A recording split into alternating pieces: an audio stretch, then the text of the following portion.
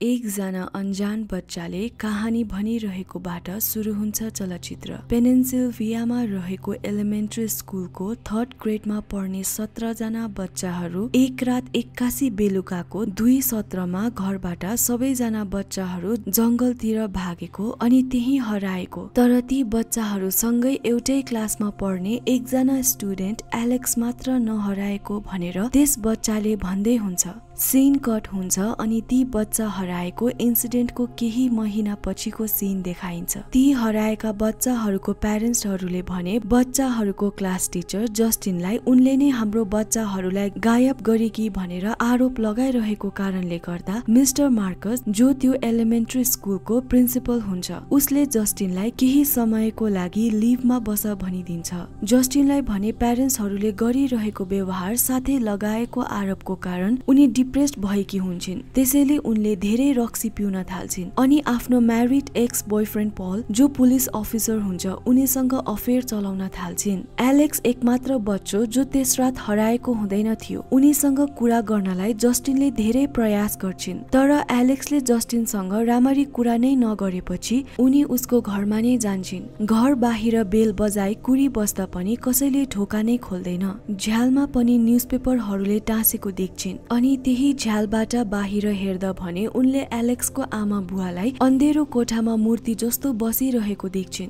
त्यसपछि उनले प्रिन्सिपल मार्कसलाई उनले देखेकी कुरा सबै भन्छिन् अनि एलेक्सको आमा बुवासँग एकपल्ट भेटेर के कस्तो छ भन्ने बारे बुझ्न लगाउँछिन्। बेलुका पनि जस्टिन एलेक्सको घरतिर नै हेरविचार गरि नै रहन्छिन् अनि त्यही आफ्नो गाडीमा नै निदाउँछिन्। निदाएको केही बेरमा एलेक्सकी आमा बाहिर आउँछिन् अनि जस्टिनको कपाल काटी लग्छिन्। त्यतिकैमा सीन कट हुन्छ अनि आर्चर नाम गरिएको मान्छेलाई देखाइन्छ। ती हराएका 17 बच्चाहरू मध्ये उसको पनि छोरा हराएको हुन्छ। आफ्नो छोरा हराएको देखिन आर्चर पनि धेरै नै फ्रस्ट्रेट भएको हुन्छ। उनले पनि क्लास टिचर जस्टिनलाई नै आफ्नो बच्चा हराउनुमा उसको नै दोष छ भनी आरोप लगाइरहेको हुन्छ। उनले त रिसमा जस्टिनको गाडीमा विच भनेर लेखिदिएको पनि हुन्छ। पुलिसहरूको न्यूनतम प्रगतिदेखि दिगदार भएर उनले बरु म आफै मेरो बच्चा खोज्छु भनेर त्यस बेलुका सीसीटीभी क्यामेरामा कैद भएको उसको छोराको अनि अर्को बच्चाको भिडियो हेर्दा उनले थाहा पाउँछ कि त्यस रात 2 जना बच्चाहरू एउटै दिशातर्फ दौडिएका रहेछन् भनेर थाहा पाउँछ। तर एक्ज्याक्ट डेस्टिनेसन चाहिँ पत्तो लगाउनै सक्दैन। अर्को अनौठो कुरा चाहिँ के हुन्छ भने जस्टिन अनि आर्चरले एउटै सपना देख्दै हुन्छ। एउटी बुढी महिलालाई जोकरको मेकअपमा देख्ने हुन्छन्। उता पल पेट्रोलिङ गर्दै गर्दा उसले एकजना जेम्स नाम गरेको एडिक्टलाई चोर्न लागेको बेला समाउँछ अनि उसको छानबिन गर्दै गर्दा एक्सिडेन्टली जेम्सको पकेटमा रहेको युज्ड सिरिन्जले उसको हात खोपिन्छ। रिसले उसले जेम्सलाई हिर्काउँछ, तर गाडीको क्यामेराबाट त्यसरी जेम्सलाई हिर्काएको सबै रेकर्ड भइरहेको छ भनेर बुझेपछि असल्टको केसमा परेला कि भन्ने डरले पलले आजदेखि उता कहिले मेरो छेउ नपर्नु भनी धम्काई जेम्सलाई जान दिन्छ। तर केही दिनपछि एडिक्ट जेम्स चोर्नलाई भनेर एलेक्सको घरभित्र पस्छ। उसले चोर्दै गर्दा एलेक्सको आमा बुवालाई त्यही अन्ध्यारो रुममा मूर्ति झै बसिरहेको देखेर तर्सिन्छ। आत्तिएर सरी पनि भन्छ, तर 2 जनाले भने केही हलचल नै नगरेको देखेपछि जेम्सले झनै आँट पाएर अझै धेरै सामानहरू चोर्न थाल्छ। चोर्दै बेसमेन्टतिर जाँदा भने उसले बेसमेन्टमा बच्चाहरूलाई उभिरहेको अवस्थामा देख्छ। उनलाई त्यस बच्चाहरूले एकै साथमा फर्की डरलाग्दो पारामा हेर्छ। त्यो देखि आत्तिएर जेम्स त्यहाँबाट भाग्छ अनि चोरेको सामानलाई बेच्न भनेर एउटा स्टोरमा जान्छ। त्यहाँ उनले त्यही बच्चाहरूको मिसिङ पोस्टर देख्छ अनि ती बच्चाहरू भेटाउनेलाई रिवार्ड प्राइस $50,000 भनेर राखिएको हुन्छ। ती 17 जना हराएका बच्चाहरू त सबै एलेक्सको घरको बेसमेन्टमा पोजेस्ट गरिएको अवस्थामा राखिएको हुँदा रहेछ। किन राखियो त ती बच्चाहरूलाई त्यसरी बेसमेन्टमा? के कारण हुन सक्छ भन्ने बारे अब हामीले बिस्तारै थाहा पाउनेछौँ। त्यो रिवार्ड पाउने लोभमा जेम्स बच्चाहरूको बारे रिपोर्ट गर्न पुलिस स्टेसन आउँदै गरेको बेला पलले उसलाई टाढैबाट देख्छ। जेम्स उसको कम्प्लेन्ट गर्न आएको होला भनेर उसलाई त्यहाँबाट यता किन आएको, मैले वार्न गरेको थिएँ होइन भनेर जेम्सलाई खेदाउन थाल्छ। जेम्स भागेर गई आफ्नो टेन्टमा लुकी बस्दा उनले पनि जस्टिन अनि आर्चरले सपनामा देखिरहने त्यही बुढी महिलालाई देख्छ। तर त्यही बेला पल त्यहाँ आएर जेम्सलाई समाउँछ। जेम्सले ती 17 जना हराएको बच्चालाई एलेक्सको घरमा देखेको बारे पललाई सुनाउँछ अनि पललाई त्यही घरमा लैजान्छ। पलले जेम्सलाई गाडीमै राखी कुरा बुझ्न एलेक्सको घरमा जान्छ। भित्रबाट कसैले ढोका खोल्छ अनि पल भित्र जान्छ। गएको घण्टौं पछि पल बाहिर आउँछ अनि जेम्सलाई जबरजस्ती तान्दै घरभित्र लैजान्छ। जस्टिनले मार्कसलाई एलेक्सको बुवा आमासँग कुरा गर्नु लगाएको भएर मार्कसले एलेक्सको आमा बुवासँग कन्ट्याक्ट गर्न खोजिरहेकोले मार्कस कहाँ एकजना महिला भेट्न आउँछिन् अनि आफूलाई एलेक्सको आन्टी भनेर चिनाउँछिन्। उसले भन्छन् कि एलेक्सको बुवा आमा बिरामी परेको देखिन् मैले नै एलेक्स साथै उसको प्यारेन्ट्सको हेरविचार गरिरहेकी छु भन्छन्। तर मार्कसले त्यो महिलालाई मलाई त एकपल्ट एलेक्सको प्यारेन्ट्ससँग नै कुरा गर्नु छ भन्दा त्यो महिलाले एलेक्सको प्यारेन्ट्स भेट्न नसक्ने अवस्थामा छ भन्दा मार्कसले ठिकै छ उनीहरू यहाँ आउन सक्दैनन् भने म नै घर आएर भेटौला भनिदिन्छ। भोलिपल्ट मार्कस अनि उसको साथी घरमा नै हुन्छ। बाहिर कसैले बेल बजाउँछ। बाहिर हेर्दा त त्यही एलेक्सको आन्टी आएको हुँदा रहेछ। कस्तो इम्पोर्टेन्ट काम पर्यो त्यसैले म तपाईको घर नै आए भन्दै घरभित्र पस्छिन् अनि मार्कसको साथीलाई पिउनलाई पानी माग्छिन्। मार्कसले अनि ग्लासमा पानी हाल्न लाग्दा मलाई ग्लासमा होइन बाउलमा पानी देऊ भन्छिन्। त्यस महिलाले त ब्यागबाट जस्टिनको आमाले काटेकी जस्टिनको कपाल निकाली काँडा नै काँडा भएको डन्डीमा बेर्न थाल्छिन्। त्यसपछि मार्कसको रिबन निकाल्छिन् जुन उसले उसको अफिसमा गएको बेला चोरीकी हुँदा रहेछिन्। उसले त्यस रिबनलाई पनि त्यही काँडा भएको डन्डीमा बेर्न थाल्छिन्। त्यसपछि मार्कसको साथीको कपाल पनि काट्छिन् अनि आफ्नो हात त्यही काँडाले काटी रगत निकाली त्यस डन्डीमा लगाउन थाल्छिन्। त्यस महिलाले त डरलाग्दो मन्त्र गर्दै हुन्छन्। मार्कस अनि उसको साथी भने आत्तिनै रहेको हुन्छ। मार्कसले म पुलिस बोलाउँछु भनेर कल गर्ने लागेको बेला त्यस महिलाले एउटा घन्टी बाहिर निकाली बजाउन साथ मार्कस त त्यस महिलाको वशमा आइहाल्छ।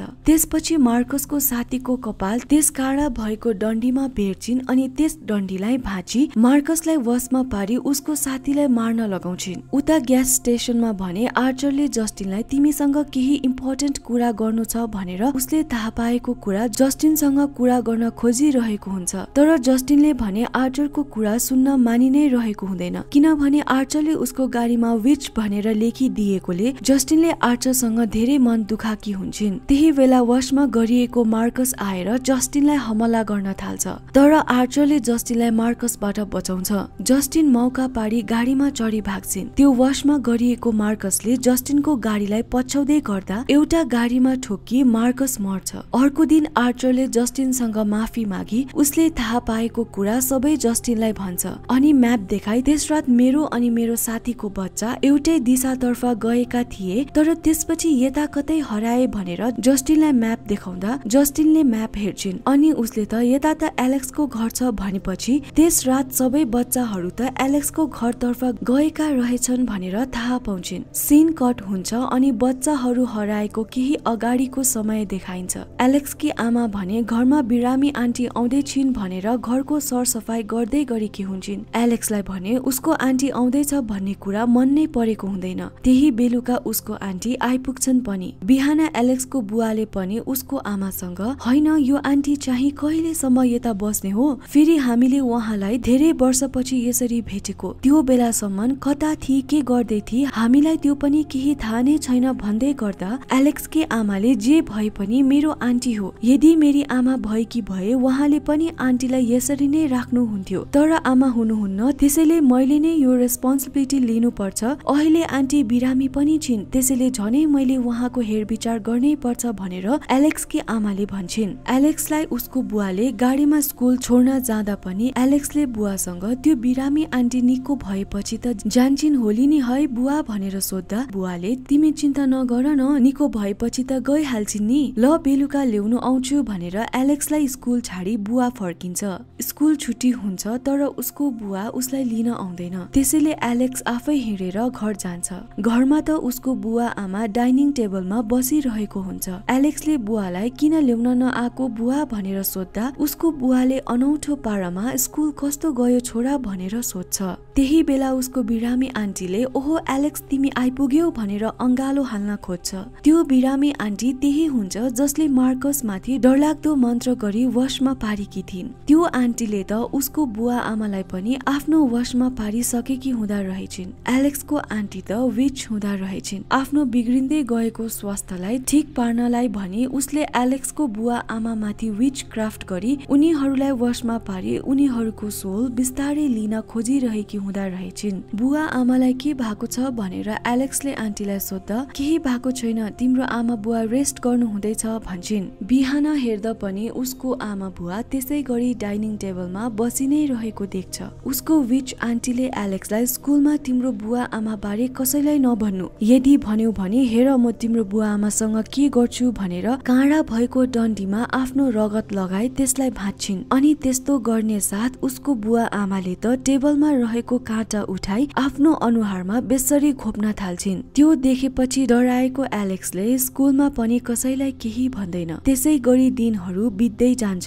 बच्चो एलेक्सलाई त्यस विच आन्टीले बिहान बेलुका आफ्नो आमा बुवालाई खाना खुवाउन भनेर पनि अराएको हुन्छ। बिचारा एलेक्सले सकि नसकी पालै पछि आमा बुवालाई खाना खुवाइ नै रहन्छ। एक दिन उसको विच आन्टीले उसलाई कोठामा बोलाउँछिन् अनि आफ्नो स्वास्थ्य झनै बिग्रिँदै गएको बारे एलेक्सलाई सुनाउँदै अब तिमी नै मेरो मद्दत गर्न सक्छौ भन्दै एलेक्सलाई आफ्नो सबै क्लासमेट्सहरूको कुनै पनि एउटा सामान ल्याउन लगाउँछिन्। अनि एलेक्सले के त्यसले तपाईलाई मद्दत हुन्छ भनेर सोध्दा विच आन्टीले हो धेरै मद्दत हुन्छ, त्यसपछि म निको हुन्छु भन्छिन्। अनि एलेक्सले निको भएपछि यहाँबाट जानुहुन्छ त भनेर सोध्दा उसको विच आन्टीले हाँस्दै निको भएपछि म गइहाल्छु नि भन्छिन्। बच्चो एलेक्सले पनि निको भएपछि यताबाट गइहाल्छिन्, मेरो आमा बुवालाई पनि ठिक हुन्छ भनेर सोची उसको विच आन्टीले भने चाहिँ आफ्नो सबै क्लासमेट्सहरूको सामान चोरेर उसले उसको विच आन्टीलाई दिन्छ।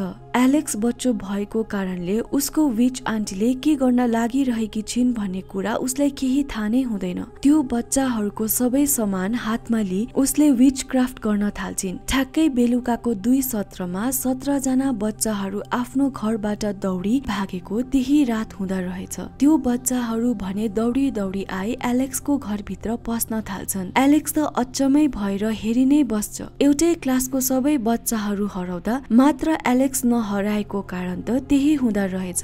त्यसपछि भने ती सबै 17 जना बच्चाहरूलाई उसको विच आन्टीले उसको आमा बुवालाई चाहिँ वशमा पारेकी हुँदा रहेछिन्। त्यसपछि भने त्यो विच आन्टीको स्वास्थ्यमा धेरै सुधार आउँछ। तर स्वास्थ्यमा सुधार आएपछि पनि त्यो विच आन्टी त्यहाँबाट जाँदिनन्। उसले त एलेक्सको घरमा कब्जा गरी एलेक्सलाई दुःख दिनै रहन्छन्। तर जेम्सले त्यसरी बच्चाहरूलाई देखेपछि भने त्यो विच आन्टीले त्यहाँबाट भाग्ने सोच गर्दै नै हुन्छन्। जस्टिनले ती 17 जना बच्चाहरू एलेक्सको घरतर्फ गएको कुरा थाहा पाउने साथ उसले आर्चरलाई सँगै लिई एलेक्सको घर पुग्छिन्। घर बाहिर पुलिसको गाडी देख्छन् अनि केही बेरमा भित्रबाट पल बाहिर आई उनीहरूलाई इशारामा बोलाको जस्तै गरेर भित्र पस्छ। जस्टिन अनि आर्चर पनि घर भित्र जान्छन्। पस्न साथ उनीहरू 2 जनालाई वशमा गरिएको जेम्स अनि पलले हमला गर्न थाल्छन्। जसो तसो गरेर जस्टिन अनि आर्चर मिलेर 2 जनालाई नै मारिदिन्छन्। त्यसपछि आर्चरले आफ्नो छोरो साथै हराएको सबै बच्चाहरूलाई पनि भेटाउँछन्। माथि कोठामा भने वशमा गरिएको बुवा आमाले एलेक्स माथि हमला गर्न खोज्छ अनि हतार हतार एलेक्सले विच आन्टीले गरेकी देखेको अनुसार आन्टीको काँडा भएको डन्डीमा आन्टीको नै कपाल बेरी हातबाट रगत निकाली त्यस डन्डीमा लगाई भाँचिदिन्छ। त्यो गर्न साथ बेसमेन्टमा रहेको सबै बच्चाहरूले त्यस विच आन्टीलाई दौडी दौडी खेदाउन थाल्छन्। विच आन्टी पनि आफ्नो ज्यान जोगाउनलाई कराउँदै भाग्न थाल्छिन्। तर उसलाई बच्चाहरूले समाई नोची नोची मारिदिन्छन्। उसको शरीर सबै च्यातिती छल्ली बल्ली पारिदिन्छन्। आर्चर भने उसको छोरालाई खोज्दै त्यही आइपुग्छ अनि आफ्नो छोरालाई अङ्कमाल गर्छ। उता जस्टिन भने एलेक्सलाई उसको घरमा खोज्दै गर्दा आफ्नो बुवा आमालाई अङ्कमाल गरिरहेको देख्छिन् अनि जस्टिन पनि त्यो देखि खुसी हुन्छन्। अनि फेरि त्यही अनजान बच्चोले भन्न थाल्छ एलेक्सको बुवा आमाको स्वास्थ्यमा सुधार आएन, त्यसैले उनी आफ्नो अर्कै आन्टीसँग बस्न थाले। बाँकी हराएका सबै बच्चोहरू पनि आफ्नो आमा बुवासँग फेरि भेटे। हराएका मध्ये केही बच्चाहरू फेरि बोल्न थाले भन्दै चलचित्र यही सकिन्छ।